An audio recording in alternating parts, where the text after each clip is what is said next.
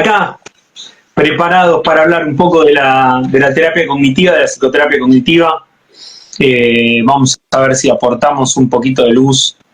Los médicos están muy atentos porque los papers científicos, yo le cuento a la gente que por ahí no lee papers científicos, pero en las investigaciones que habla de patología vestibular, en muchos dice, bueno, esto se aborda con, bueno, la medicación, que es por defecto el área médica, con rehabilitación vestibular, que a veces lo hacen médicos, o cuando tiene que ser una maniobra específica, a veces lo hacen rehabilitadores como kinesiólogos o fisioterapeutas también, eso es. Sí. Y en muchos de los papers que yo he leído dice terapia cognitivo-conductual. Entonces ahí es donde aparece, ¿qué es esto? ¿Qué es esto de la terapia cognitivo-conductual? Claro, alguien puede decir, ¿qué hacen un otorrino y un psicólogo hablando de vértigo, no? Bueno, aquí hay varios temas. El primero, que siempre soy muy pesado, insisto mucho, ¿no? Ya sabemos que vértigo lo denominamos de forma genérica, pero es esa sensación de que todo gira. Y luego hay otras sensaciones también, como son otros síntomas, como el mareo o como la inestabilidad, menos específicos, como sensación de borrachera, floto cuando voy andando. Y bueno, la realidad es que nosotros dentro de los cuadros de vértigo, vamos a usar la palabra genérica o cuadros vestibulares, mejor dicho, pues tenemos varios tipos en cuanto al tratamiento, ¿no? Tenemos los que podemos tratar fácilmente, los que no podemos tratar fácilmente y los que no tenemos ni idea de cómo tratar, ¿no? Esa es una clasificación un poco así. Y la realidad es que dentro de los que podemos tratar más fácilmente o menos fácilmente, la terapia cognitivo-conductual le da al paciente calidad de vida, ¿no? Le enseña a convivir mientras lo tratamos. Pero es que además hay algunos en los que la terapia cognitivo-conductual es parte del tratamiento principal, como en el mareo postural perceptual persistente, ¿no? Que es fundamentalmente terapia cognitivo-conductual, antidepresivos cuando hacen falta y, por otra parte, la rehabilitación.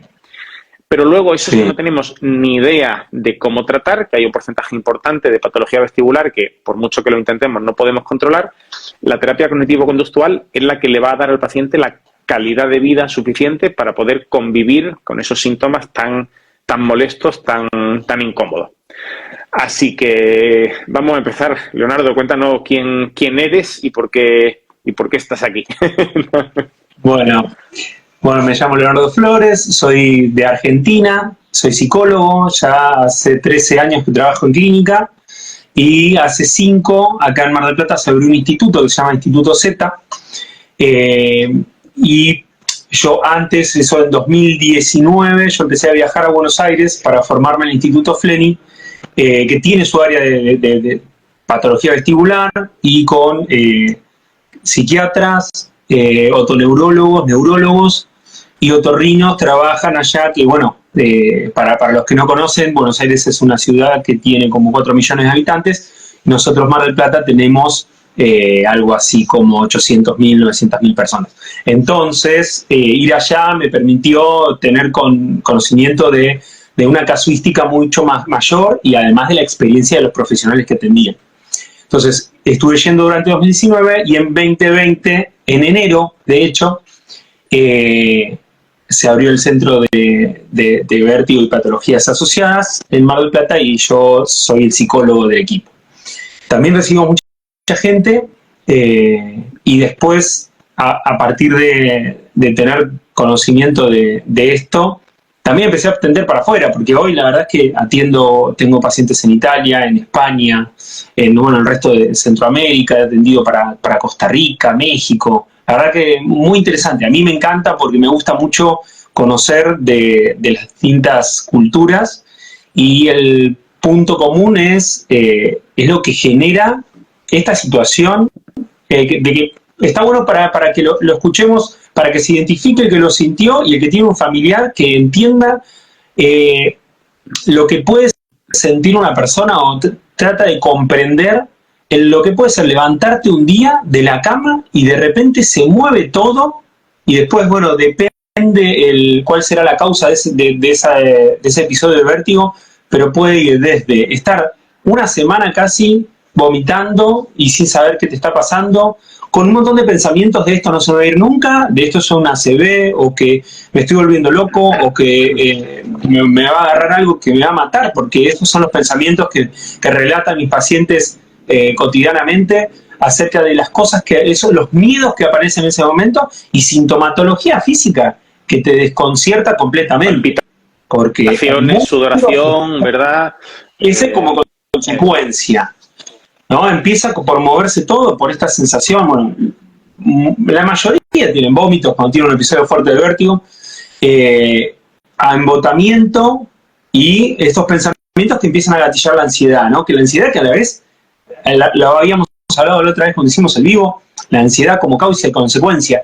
Todavía no podemos a ciencia cierta no podemos atribuir causa y efecto, porque en el tratamiento de muchos pacientes aparece: yo venía muy estresado, o tuve la pérdida de un familiar, o me echaron del trabajo, y entonces hubo episodios que te generan ansiedad previo a la crisis de vértigo, y otros que no lo pueden identificar, pero sí se hacen cargo de la situación de después del vértigo no quería salir a la calle, no podía estar solo, ¿no? Toda una cuestión extrema como puede ser la agorafobia, que si querés después lo desarrollamos, pero empecemos por describir un cuadro desde la primera persona, desde de qué siente una persona que tiene vértigo. Yo yo soy otorrinolaringólogo, me dedico fundamentalmente al oído y eso incluye, pérdida de audición, síntomas vestibulares como los que estamos hablando. Me pasó justo esta semana pasada, me acordé de ti, Leonardo, muchísimo, un paciente que había tenido, el vértigo más frecuente, ¿no? El vértigo posicional paroxístico benigno, ¿no? Esos cristalitos que se salen del oído, empieza todo a girar, y ese paciente estaba curado de su vértigo posicional con unas maniobras y no había vuelto a tener un vértigo posicional.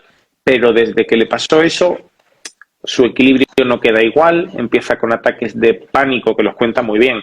Cuando el autobús se mueve siento que me voy a morir, tengo miedo porque creo que me va a pasar algo que me va a matar, tengo taquicardia, palpitaciones.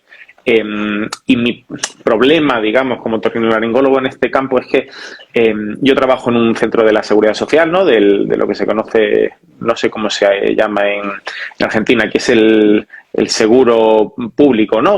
O algo así, ¿no? Y Salud pública. Salud pública. Y aquí yo creo que uno de los problemas que tenemos es que quizás hay menos inversión en psicólogos en centros hospitalarios de los que debería. Y, por supuesto, con una presión asistencial muy importante. Entonces, claro, nos vemos un poco también limitados a la hora de todo esto, ¿no? De derivar pacientes para, efectivamente, que tengan acceso a un tratamiento de psicoterapia. ¿Te parece que empecemos y nos cuenta un poco qué es esto de la psicoterapia cognitivo-conductual, ese nombre tan raro? Sí, sí, estaba pensando, aun cuando tal vez sea difícil el iniciar un tratamiento, esto de obtener información de lo que te está pasando, sea a través de las redes, sea siguiendo a profesionales como nosotros que divulgamos todo lo que podemos, tratamos de ponerlo al servicio de la población, es un primer paso para poder abordar tu problema, porque hay parte que hay que gestionarla uno. Los profesionales van a aportarte estrategias, van a darte herramientas, pero el que las tiene que implementar y el que tiene que, por ejemplo, desde tomar una medicación hasta salir a caminar 30 minutos todos los días, es la persona, es el paciente. Entonces, creo que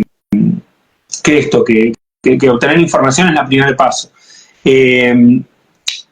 Con respecto a la terapia cognitiva, bueno, la terapia cognitivo-conductual, por un lado, toma la terapia cognitiva, que es un desarrollo posterior al conductismo, y agrega que el conductismo dejaba por fuera todo lo que tiene que ver con los procesos mentales.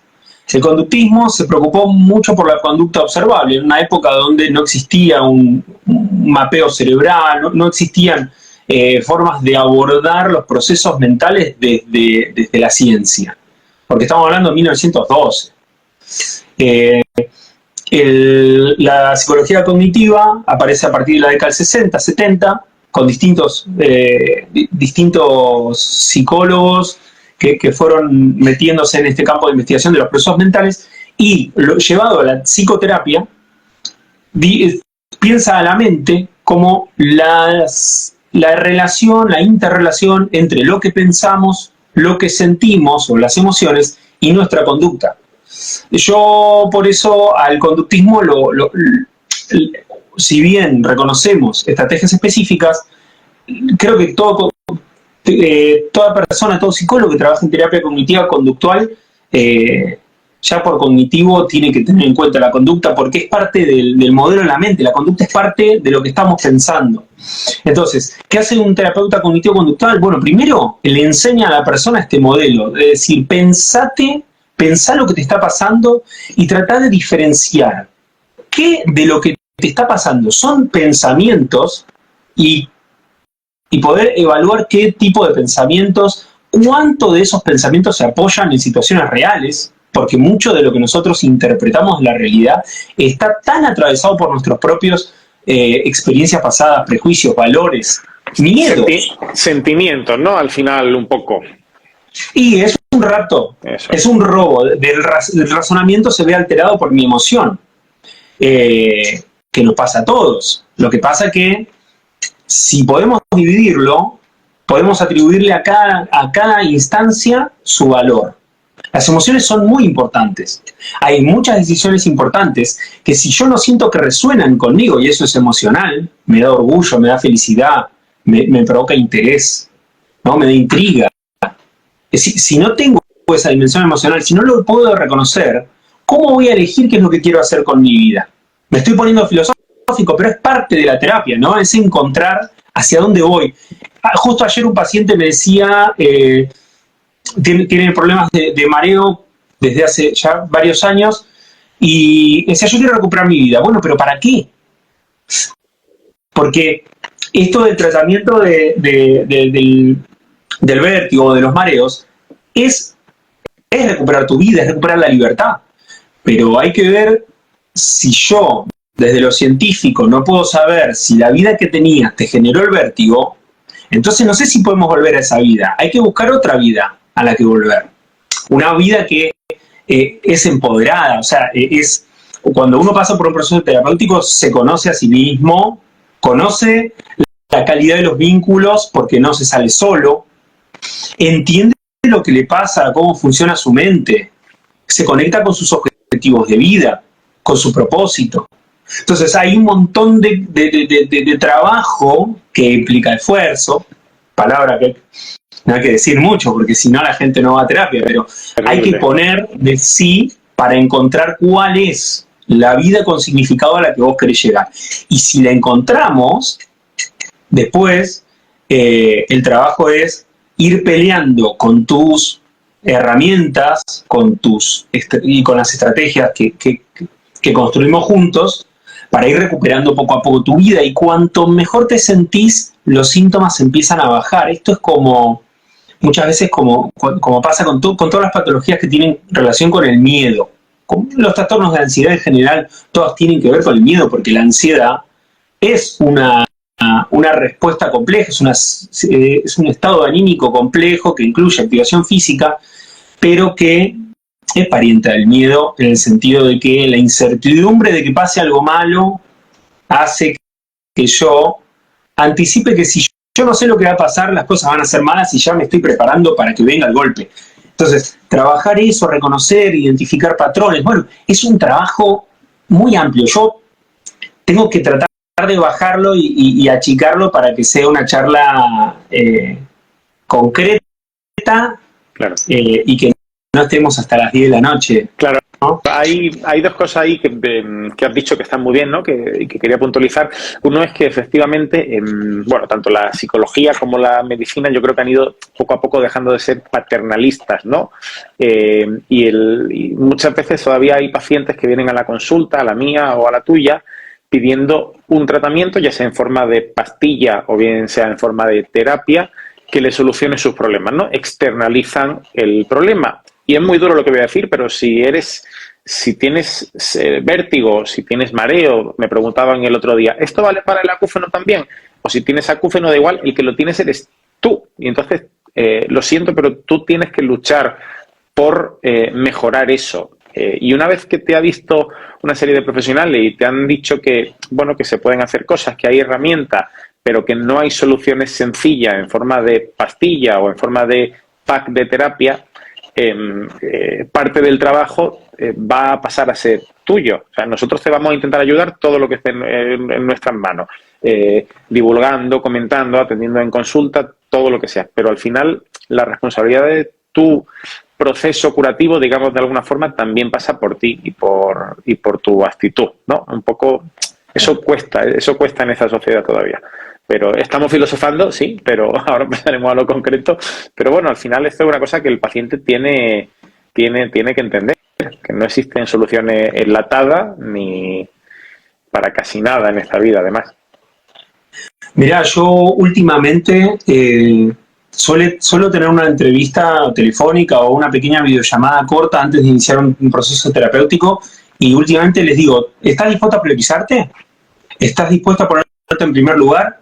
Esto no quiere decir que vos te vuelves un egocéntrico y no le ayudes a nadie y dejes de hacer un montón de cosas, pero tenés que estar dispuesto a ponerte en primer lugar y elegir ayudar o elegir quedarte tranquilo y priorizarte. ¿Por qué lo relaciono? Porque hay un patrón de exigencia en las personas que suelo atender con patología vestibular, de perfeccionismo, de exigencia, y muchos están en un rol y un lugar de cuidadores de su propia familia, de hacerse cargo de un montón de otros vínculos. Y eso a veces es contrario a poder parar un poco, tomarse un descanso, recostarse si lo necesitan, 20 minutos, media hora, para poder volver a las actividades. También esas exigencias a mucha gente le lleva a no comentar con su familia y amigos o sus seres cercanos, su círculo, lo que están pasando. Y como de afuera no se ve, cualquier situación que uno sufra en silencio se sufre el doble. Entonces, hay muchos puntos que hay que trabajar para salir adelante y para recuperar la vida libre que uno quiere tener. Un punto es entender el cuadro, comprender cuál es el tipo de vértigo. Yo creo que el conocimiento nos hace un poco más libres, ¿no? O un poco más dueños de nuestra salud. Y eso es fallo nuestro. Como médicos, es verdad que muchas veces somos incapaces de explicar exactamente al paciente qué es lo que le ocurre, ¿no? Pero efectivamente yo creo que ese es un paso inicial para todo y en concreto para cuadros tan complejos como estos que estamos hablando. Si tuviera que describir un inicio de tratamiento, primero me baso obviamente en los estudios médicos porque sabemos que un episodio de vértigo puede tener causas que no tienen que ver con lo común y conocido, como puede ser vértigo posicional o mareo postural o Meniere o neuritis vestibular o migraña vestibular, y puede tener que ver con otras cosas que si no recibe una atención médica inmediata las cosas se pueden complicar, incluso poniendo en riesgo la vida de la persona. Entonces, empecemos por tener una evaluación, yo me apoyo mucho en médicos, a veces me toca buscar en algún lugar del globo un otorrino especializado en vértigo porque me he encontrado atendiendo pacientes y que le digan, no, bueno, eso no se te va a ir nunca. Una persona con mareo durante 8 años y que el médico le diga, no se te va a ir nunca, es de un desconocimiento que es un desconocimiento en relación a lo que dicen los papers científicos. Y igual, de todas maneras, si fuera verdad, creo que sin haberlo intentado nadie puede tolerar y aceptar tener mareos todos los días. Yo creo que eso es el efecto nocebo, ¿no? Quiero decir, vas a estar peor solo porque te han dicho que vas a estar mal. Claro. Eso es un poco como medicalizar todos los síntomas que no necesariamente son enfermedades, ¿no? Cuando yo lo hablo mucho también para el acúfeno, cuando le da a un paciente una pastilla para algo que es un síntoma, estás poniéndole al paciente la etiqueta de enfermo.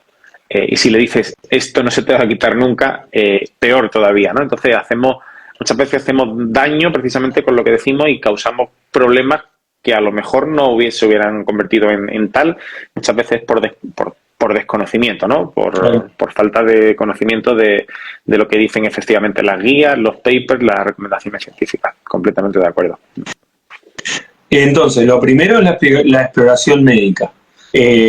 A partir de ahí, tenemos algunos diagnósticos que tienen. Ahí podemos plantear, o por lo menos yo en mi cabeza, sé cuáles son mis expectativas sobre el caso. Después hay que empezar a identificar y reconocer cuáles son los estímulos gatillo, porque van a ser distintos en cada persona. Y estímulos gatillo es muy amplio, ¿no? Porque hay gente que come chocolate o huele vinagre, gente que tiene, por ejemplo, migraña vestibular, y ya empieza con cefalea y empieza con malestar, intolerancia a la luz y episodio de vértigo. Entonces, es muy individual, muy de cada persona. Otros estímulos por ahí más populares son movimientos bruscos de la cabeza o situaciones de movimiento pasivo, que movimiento pasivo es ir en colectivo o subir un ascensor que se mueve. Sí. Yo estoy quieto, pero hay movimiento alrededor. En supermercados, en centros comerciales, que se mueve todo. Uh-huh. Estímulos visuales complejos, esto de campo completo, se suele decir esto cuando estoy en un shopping o una masa caminando por una calle muy transitada, que hay una masa de gente yendo hacia un lado y otra hacia otro. Mi cabeza y mis centros cerebrales se alteran y aparecen más episodios o de mareo o de vértigo. A la vez, si detecto los estímulos gatillos, ya estoy más cerca de detectar cuáles son los estresores, porque sabemos que está muy relacionado al estrés. Entonces, a ver, ¿en qué momentos me aparecen más episodios o aparece el malestar o aparece el pánico o aparecen estas sensaciones físicas que a veces son parte del cuadro, que tienen que ver con las palpitaciones, con la sudoración y con la preocupación excesiva por tener de nuevo un episodio de vértigo?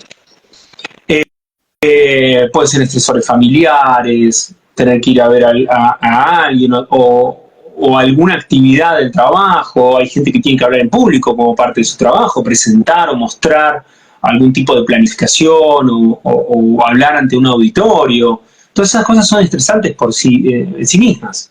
Pero a una persona que no tiene herramientas para gestionar ese estrés, le hace mucho daño. Entonces, toda la primera parte de la psicoterapia cognitiva sería esclarecer cuál es la situación inicial, cuáles son las áreas afectadas, cuáles son los estímulos gatillo y cuáles son los estresores. Yo aprovecho, después de la primera sesión, mando unos cuestionarios, unos test que miden cuál es el estado actual con respecto a los síntomas anímicos. Sería un test que mide síntomas depresivos, uno de ansiedad y uno de cuán afectado está la vida de la persona a partir de cuadros de vértigo o mareo, que es el DHI, creo que era. Uh-huh. Sí, Business Handicap Inventory. Uh-huh. Inmediatamente después de eso, porque eso tiene que ver todo con hacer un buen diagnóstico de cómo está la situación, que va a ser, de nuevo, única en cada persona. Después, empezar a entrenar a la persona en estrategias, una vez que conoce lo que le está pasando, empezar a tener algunas estrategias y herramientas para sobrellevar los síntomas. No va a solucionar el problema, pero por lo menos en ese tiempo, ya de la primera sesión, vos te podés empezar a llevar herramientas para saber qué hacer en esas situaciones que ya identificamos que a vos te generan estrés. Entonces, tenemos, por ejemplo, perdóname, antes de que empecemos justo con esta parte, que me parece muy interesante y vamos a hablar bastante rato de ella, comentaba el tema de los desencadenantes o de los gatillos, ¿no? El vivo anterior que hicimos lo subí al canal de YouTube y me dejaron algunos comentarios, ¿no? Y me dijeron, bueno, es que no está... Es que el consumo de chocolate o de alcohol no produce migraña. Bueno, precisamente nosotros lo que estamos hablando es que hay una serie de desencadenantes o de gatillos. No significa que lo cause o que lo produzca, significa por el motivo que sea, quizás nuestro cerebro ha malinterpretado una serie de estímulos y por eso da una respuesta errónea en forma de migraña o de migraña vestibular o de síntomas vestibulares. Pero eso no quita que haya un gatillo, sea el gatillo, digamos, real o orgánico o no. Precisamente por eso hicimos ese primer vídeo y estamos haciendo este segundo, porque podemos atacar o podemos entrenar, que es la parte un poco a la que vamos ahora, ¿no? Si nos está dando ese síntoma, podemos intentar controlarlo, pero luego hablaremos también de otras herramientas que nos van a permitir de alguna forma entrenarnos para que quizás no nos dé o nos dé menos, ¿no? Que sería una parte más avanzada. Y ya si quieres hablamos de esto, pero me parecía interesante comentarlo porque hay una corriente que habla mucho de esto, de los gatillos, los desencadenantes, y nadie ha dicho que lo cause, pero un gatillo es un gatillo, sea por el motivo que sea. Si lo podemos reentrenar, mejor, claro.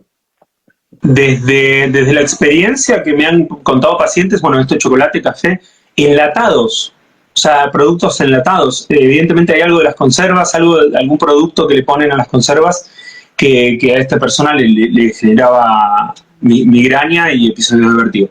Y después que he leído, encurtidos también. O sea, fiambres, encurtidos, generando el mismo efecto. No quiere decir que sean malos. Es que cada uno, por eso esto es tan único. Cada persona tiene que encontrar qué es lo que a esa persona le gatilla los episodios. Y después, acá voy a pecar de psicologismo, pero lo más importante para mí es cómo interpreta lo que está pasando. Porque tengo pacientes que, por ejemplo, una mujer que vi el lunes, que decía, el segundo episodio, como yo ya sabía lo que tenía, fue un vértigo chiquitito. Ella y hacía señas acá como que se le movió acá un poco, pero no fue como el primero. Entonces, el hecho de que ella ya supiera lo que estaba pasando y que entendiera que esto tiene que ver, bueno, con centros del equilibrio, que empeora cuando está estresada, pero que no es grave en su caso porque ya había tenido un montón de exploración médica para el primer caso de vértigo. Eso le permitió a ella sobrellevarlo y hacer que el vértigo mostrara un despliegue muy distinto a que si yo me agarro de ese episodio y lo sobredimensiono, lo agrando con pensamientos como me voy a volver loco, me voy a morir, esto es terrible. Me está pasando algo que me va a matar. Claro. Eso hace que se sume, digamos, al episodio de vértigo se sume un ataque de pánico y ahí es como una combinación que claramente a nadie le gustaría vivir. Y hay un montón de factores azarosos a la vez, porque no es lo mismo que te agarre en tu casa un día que no tenías nada que hacer al otro día y estando, no sé, de vacaciones o jubilado, pero bueno, depende, porque hay personas que están jubiladas pero tienen un montón de actividades, ¿no? Pero supongamos que no tienen nada que hacer y otra es el cumpleaños de un familiar, de mi hija, de mi papá, del cumpleaños de 60, de 50, un número así importante, y a mí me agarra un episodio de vértigo que me deja en cama durante 3 días. La Navidad ha sido terrible, vienen todos los pacientes justo el 24, justo el 31, han tenido síntomas, sí, y me lo cuentan ahora en enero y es llamativo, ¿verdad? Bueno, entonces eso es azaroso, entre comillas, pero no es lo mismo la situación. Una situación que